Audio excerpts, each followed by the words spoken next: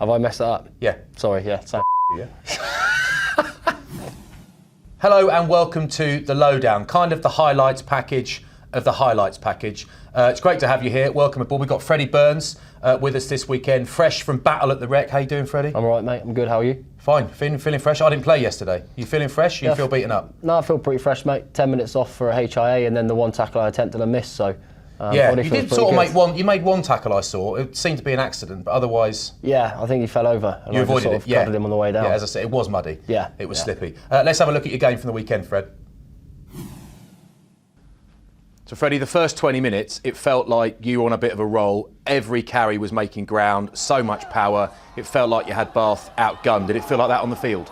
Yeah, we had a good start. I think the boys up front for us recently have been outstanding, and Jasper Visa has been, monumental for the last few weeks. So we had a good strike off the backs there, and it sort of picked and went.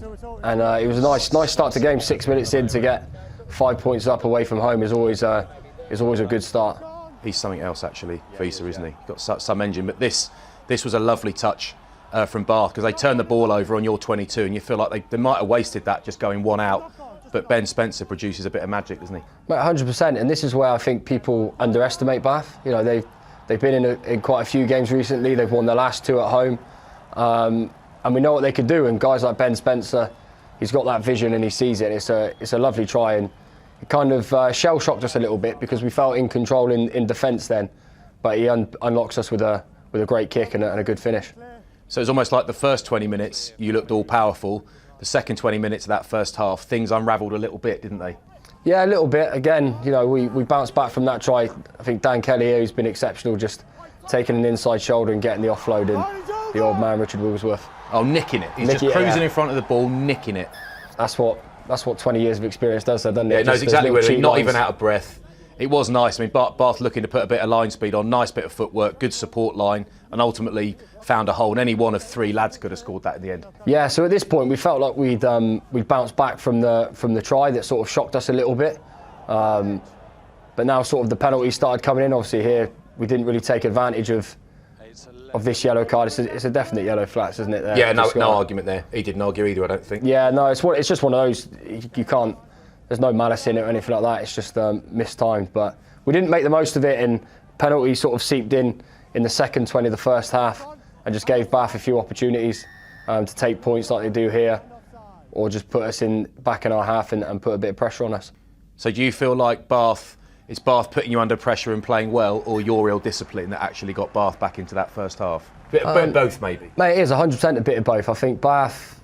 Obviously, the game was billed as top of the league against bottom of the league, but we knew going there that Bath are a threatening team. They won their last two at home, so it was always going to be difficult. And they've got this in their armoury here, so that the forward pack with Nathan Hughes now is looking a lot stronger. And then when you've got guys like Jonathan Joseph, he's a player that I've played with, mate. He's world class British Lion, and to be fair to Max Ajoma as well, he stepped in, a young lad this year, and I've really rated him, so it's a lovely touch, and this is what Bath are capable of. But we felt like we gave them field position through our real discipline. That is a lovely little touch, though, isn't it? As a fly half, you'd be very happy with that. Never mind an outside centre. That is class. Yeah. Now let's talk about this, Freddie. Let's talk about your defence. And Josh Bayliss is a good athlete, but he's beaten you all ends up. Don't even know if you get a hand on him.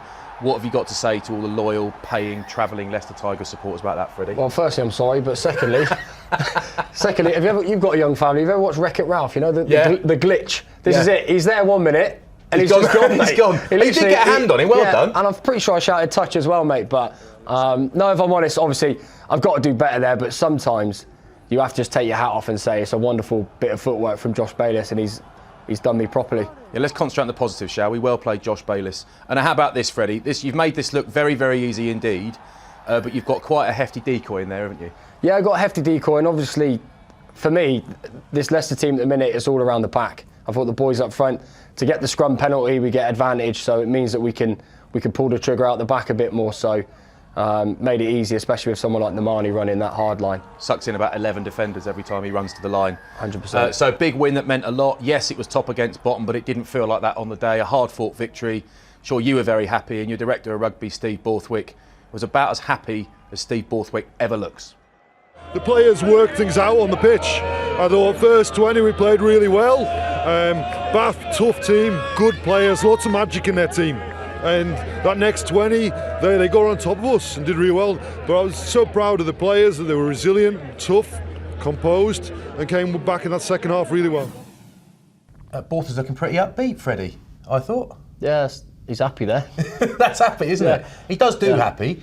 He does. He's very in control of his emotions, Steve. I think that's what we'll put it. So, yeah, he's happy deep down. That's the best way of putting it. Yeah, good to see. Right, let's have a look at some of the other action from the weekend. Worcester broke their 5-game losing streak with a win over Bristol on Friday night down at Six Ways. Winger Duhan van der Merwe returning from international duty to help his team get a 19-14 win over the visitors. Vailanu and Kitchener combine. Instead it spreads. Butley wasn't far away. Simpson now. Little bit of width and back. Patience rewarded. And the captain has Worcester's second. Off your feet now. Thomas waits. Lahif on the carry this time. Then they drive over. Another penalty coming their way. And another really powerful drive. How have Worcester let that happen?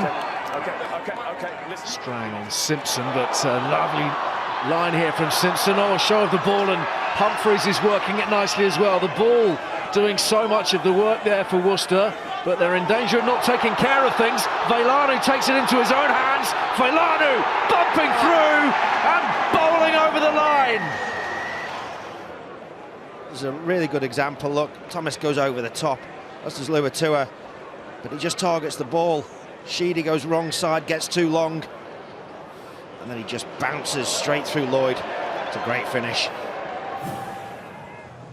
Harlequins hosted Wasps at the Twickenham Stoop.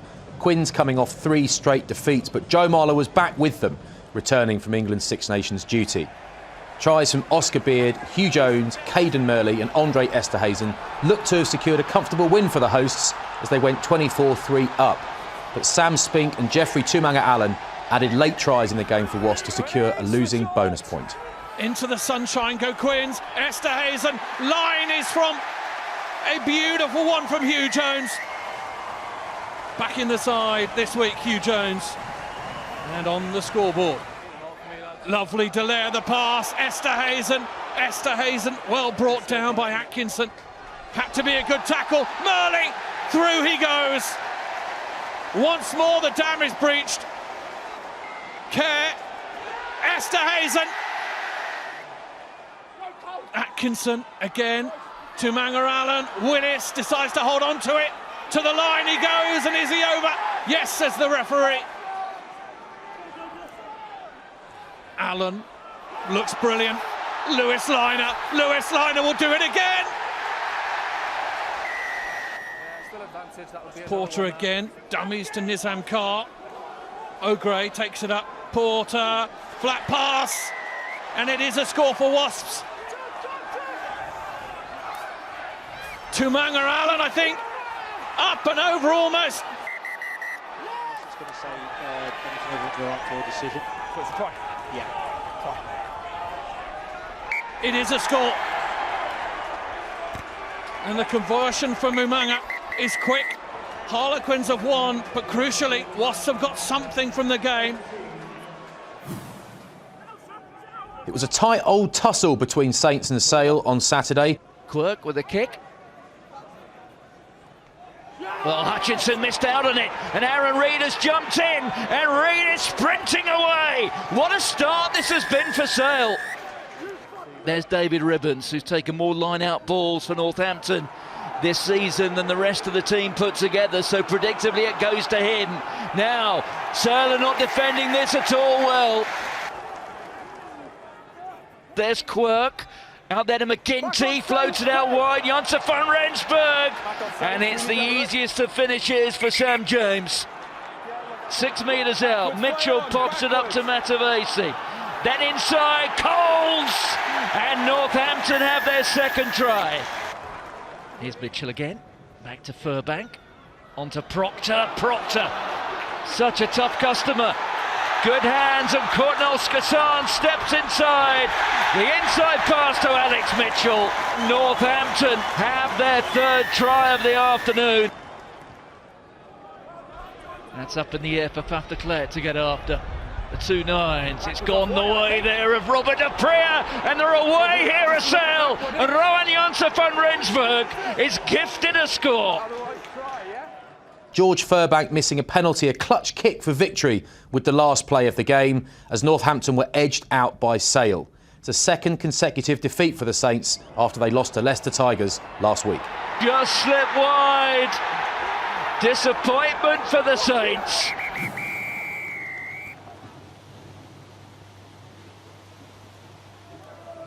On Sunday, Newcastle hosted Exeter, slipping to their third consecutive home defeat. Once.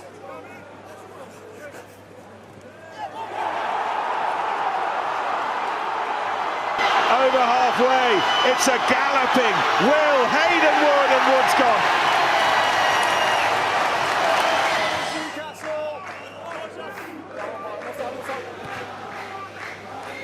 Cameron Nordley, Kelametti, Hodge. Oh no! Oh my goodness, what a hit! It was Chick, and he's just been atomised. Oh, he lost the ball, and then he very nearly lost his teeth. They need to look at it. I think they hit him in the head. A really big hit. It was fine for me, not so it got hit immediately. It hits him in the jaw, I think. We're just waiting for him the fact that he doesn't gather the ball cleanly means it's a red card. Christoph, we do it's need a red to card. I'm review sorry. that, please. Yeah, definite red card. Okay. Exeter with 70% of the ball, 75% of the territory. Is this the moment they make the most of all that? Finally, finally, finally. That was Robinson who was up there. The line landed on the lifter The penalty, I think, has gone against Robinson. It's about his best efforts to get it. Chiefs swirling again and looking dangerous and scoring. Still though, Brown and Newcastle threatening. McGuigan stretching it off, he's got there.